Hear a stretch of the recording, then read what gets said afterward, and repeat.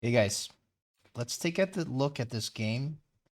This is the post nerf Houndfire, and we go up against the B-Man, very famous player. Um, Forgot what MMR he was, but he's currently around 2210 or so. So well within the top 30 in the world. And yeah, let's see. This is a pretty interesting game here. So we go for this tank with crawler. It's one of our favorite packs. Go with the fortified. It's not the greatest, but we felt that this tank and the crawler was just worth it, even to go with maybe a somewhat weak specialist. And to go with the hounds as our unit of choice for round one. The opponent goes for fangs, and he's got the tank with marksman, and he's the typhoon specialist.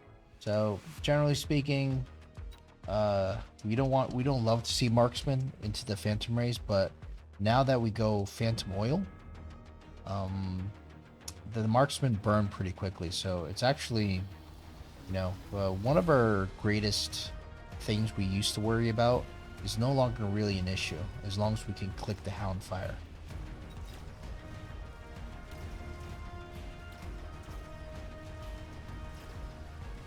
So the hounds are actually pretty decent into the fangs. I think hounds do better than arclights into fangs.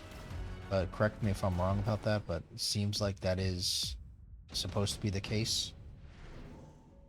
We obviously just skip. Okay, so the opponent goes for intensive. That's quite a lot of it's a high cost. That's 100, and it also costs him money to upgrade. So it's a very committal kind of play. Like if it doesn't work out for him, he might lose. We just go for the phantom rays, and this is why we never go for the intensive training or ever pick for the intensive training specialist. We would rather just spend more money on more deployments, and if everything is going right, we actually can't even spend our money because we have to upgrade all the phantom rays.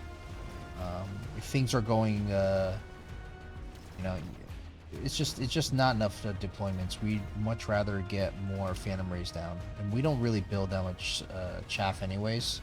So all of our deployments is 200, and we really rarely ever have the money to, upgrade something and continue building phantom rays.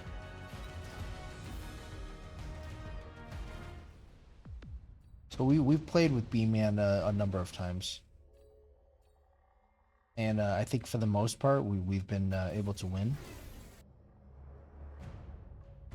So we skip again, and now he knows we're going Phantom Rays, right? So he thinks, okay, well, let's put down some shields here. We go with the oil and we go with the fire. Now this is round 3. We even had to borrow for this. So round 3 borrow is not ideal, but if it's the difference between lighting the ground on fire and just like dying very badly, I think it's worth borrowing. Um, what we need to try not to do is start borrowing every round. We need to try to borrow only for the rounds, only for just one round, and then go back to a normal economy. Then I think it's not that bad. Sometimes you get in the habit of borrowing and then realizing, you're down on the economy. You just keep borrowing every single round. I think that might be pretty bad. So we're really gonna try not to borrow next round. So Phoenix makes a lot of sense.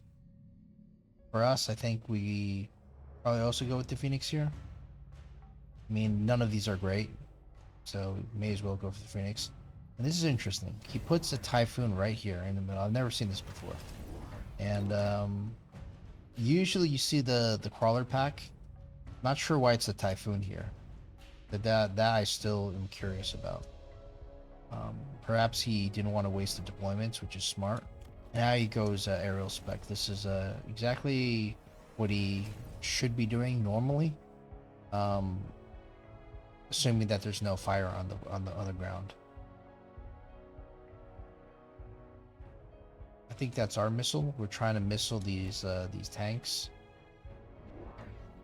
And we start selling out of the sabers because really the sabers are joining the fight a little bit too late, and they're not really doing anything. They're not preventing the opponent from, killing the tower.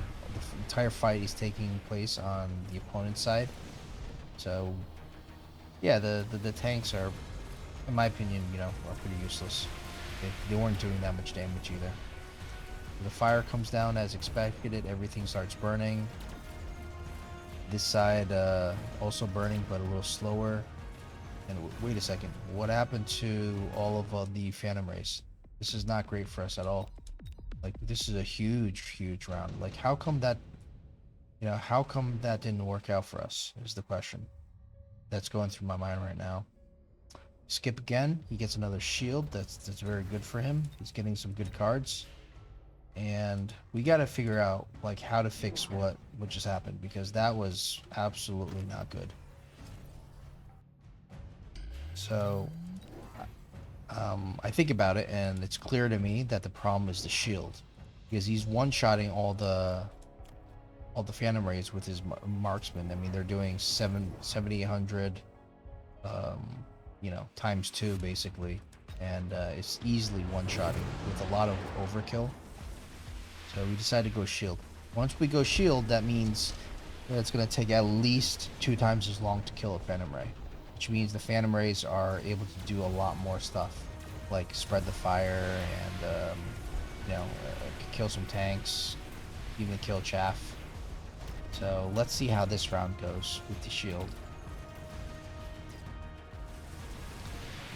Looks like it's going a lot better. We've got on top of all the phoenixes. We're getting on top of all the marksmen now. The fire is spreading to inside of the shield, which is good to see. But it's still not enough. Things are getting a little bit better here. So the opponent goes for the wasp. We also go for the wasp. Makes a lot of sense. It's the only thing that counters the Phantom Rays. We are worried about the Typhoon, but the wasps hopefully are not going to get targeted first. Now, the interesting thing is the opponent now goes for range on the Fangs, which is something I wasn't expecting. I also wasn't expecting this many Fangs all the way back, but it kind of makes sense. He's trying to delay the Phantom Rays, but the problem is the Fangs kind of burn pretty easily. The fire is not really getting stopped. This little Typhoon here isn't doing all that much. We instantly click aerial spec on the wasps, knowing that he's probably going to go wasp himself, and he's already got the Phoenix. It's only a 200 cost technology. And now we go for cloak on the Phantom Rays, because I guess it's going to help out with their survivability a little bit. When they cloak in and out, it's going to help against the Phoenix. It's going to help against the marksman. And we put a Phantom Ray here just to see if we can take out the Typhoon just a little bit quicker, so we don't waste all the missiles. So it looks like some of the missiles have fired here, but there's more missiles here that are like kind of still available for the first volley. Of course, our chaff just walk in and die right away, which it's not ideal, but that's part of the game. And yeah, the fire is just doing so well.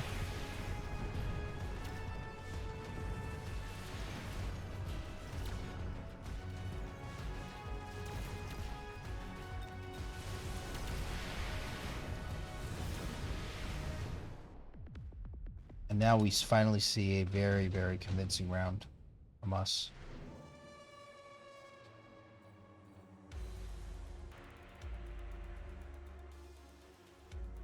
I think it's a little bit too late in the game to take this efficient card. The redeploy is interesting for the opponent.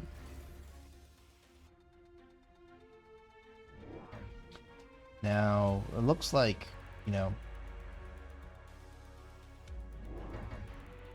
looks like we just keep building more Phantom Rays. And I'm even now considering, do we just put a second one here to kill off the Typhoons a bit more? He repositions the Typhoon and adds the Fangs right there. He adds double shot finally, and this is exactly what he needs to one-shot the Phantom Rays. And we just see more fangs here. The Wasps get double teched, which is the very scary, and that is the true counter to the Phantom Rays, is the double tech Wasp. Shields come down. Luckily, we've put a missile down. Um, just trying to. The original idea was we need to kill this Typhoon a bit quicker. We have 50. There's no other spot for the missile, but he conveniently puts the Fang there, so we get so much value from this missile. And now a lot less Phantom Ray missiles are wasted. Instead, we cover this entire area with fire. Our AA Wasps are killing the enemy AA Wasp because of the Phantom Rays in front. And yeah, everything just goes on fire here, despite the shield.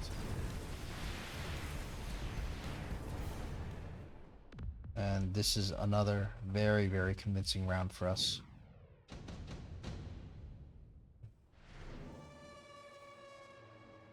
It looks like we have to go for them for the spell now. The orbital bombardment is amazing here. It's also good for the opponent into the Wasps. It doesn't do anything to the Phantom Rays, but it will do a lot to the Wasp. Now let's see, what does the opponent have to do in order to win this? So he goes for the fire extinguisher. He's had enough of the fire, and decides to put down a shield here to maybe soak up the Phantom Ray shots. And for us, we actually decide to double tech our Wasps, and we add some more on the sides because we could see this turning into a Wasp mirror, and it's not.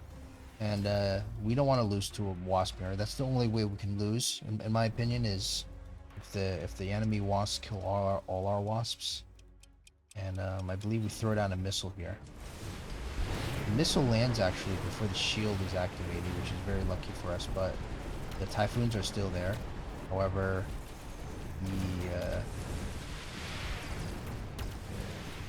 the enemy units, the enemy crawlers are still coming in the side, which makes the fire spread.